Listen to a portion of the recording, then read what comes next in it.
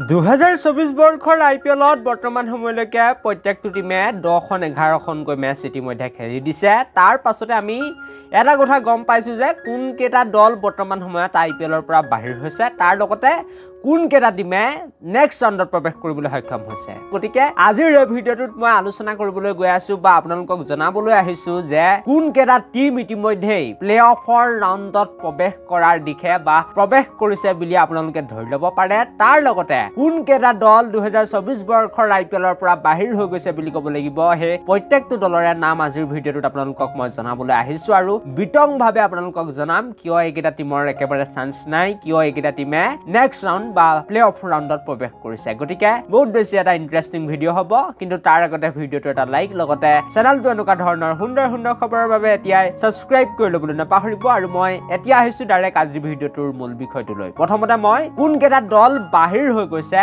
সেই বিষয়ে কথা পাতিম আৰু আপোনালোক সকলোকে মই জনাই দিব বিচাৰিছো যে 2024 বৰ্ষৰ IPLৰ পৰা যিটো প্ৰথমটো দল একেবাৰে বাহিৰ হৈ গৈছে বুলি ক'ব লাগিব, সেই দলটি হৈছে মুম্বাই ইণ্ডিয়ানছৰ দল। আৰু মুম্বাই ইণ্ডিয়ানছৰ কেপ্টেইন আছিল হাৰ্দিক পাণ্ডিয়াই MI দলক এবাৰ প্লে-অফ ৰাউণ্ডত কোনোপধ্যে প্ৰৱেশ কৰাবগৈ নোৱাৰিলে। তেওঁলোকৰ যি অৱস্থা একেবাৰে সংকটজনক, একেবাৰে পইণ্টছ টেবুলৰ 10 নম্বৰ স্থানত ওলমি আছে বুলি ক'ব লাগিব। আৰু এটা কথা আপোনালোকক জনাই দিব বিচাৰিছো যে যেতিয়াৰে পৰা IPLত 10টাকৈ টিম হ'ল, 2টাকৈ টিম যেতিয়া বাঢ়ি গ'ল, তাৰ পাছত কিন্তু অকমান IPLৰ যিটো পইণ্টছ টেবুল, সেই পইণ্টছ টেবুলত অলপ বেছি পইণ্টৰ প্ৰয়োজন হয় প্লে-অফ ৰাউণ্ডত প্ৰৱেশ কৰিবলৈ। আগতে 14 পইণ্ট হ'লেও নেক্সট ৰাউণ্ডত বা প্লে-অফ ৰাউণ্ডত IPLত প্ৰৱেশ কৰিব পাৰে, কিন্তু যেতিয়াই টিমৰ সংখ্যা বাঢ়িলে তাৰ পৰা আমি এটা কথা চাইছো যে 16 পইণ্ট হ'লেহে আচলতে এটা টিমে নেক্সট ৰাউণ্ড বা প্লে-অফ ৰাউণ্ডত IPLত প্ৰৱেশ কৰিব পাৰে। গতিকে Gujarat titans, RCB, Punjab Kings এই তিনিটা টিমৰ কিন্তু একেবাৰে চান্স নাই। আৰু এই তিনিটা টিমো 2024 বৰ্ষৰ IPLৰ পৰা বাহিৰ হৈ গৈছে বুলি আপোনালোকে ধৰি ল'ব পাৰে, বা তেওঁলোকে হয়তো নেক্সট ৰাউণ্ডত কোনো পধ্যে প্ৰৱেশ কৰিব নোৱাৰিব। আৰু 14 পইণ্টেৰে মই কৈছো যে আজিকালিৰ দিনত বা বৰ্তমান সময়ত IPLৰ প্লে-অফ ৰাউণ্ডত প্ৰৱেশ কৰিবগৈ নোৱাৰে। আৰু এইটো কথা আপোনালোকক মই বুজাই দিবলৈ চেষ্টা কৰিলো। এতিয়া মই প্ৰায় 4টাকৈ দলৰ নাম ললো। তাৰ পাছতে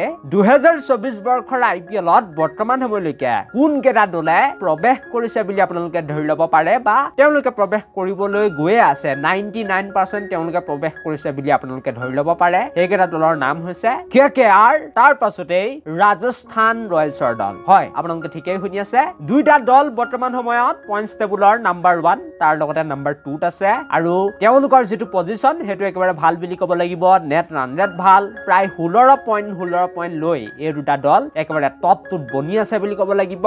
আৰু তেওঁলোকে মাত্ৰ এখন খেল জিকিলেই নেক্সট ৰাউণ্ডত প্ৰৱেশ কৰি যাব। আৰু কেনেবাকৈ যদি গোটেই কেইখন খেলত পৰাজিত হয় বাকী থকা ৰাজস্থান হওক বা কলকাতা হওক, কিন্তু তেওঁলোক 4 নম্বৰ স্থানত হলেও জেছে তেছে ওলমি কিন্তু যাব।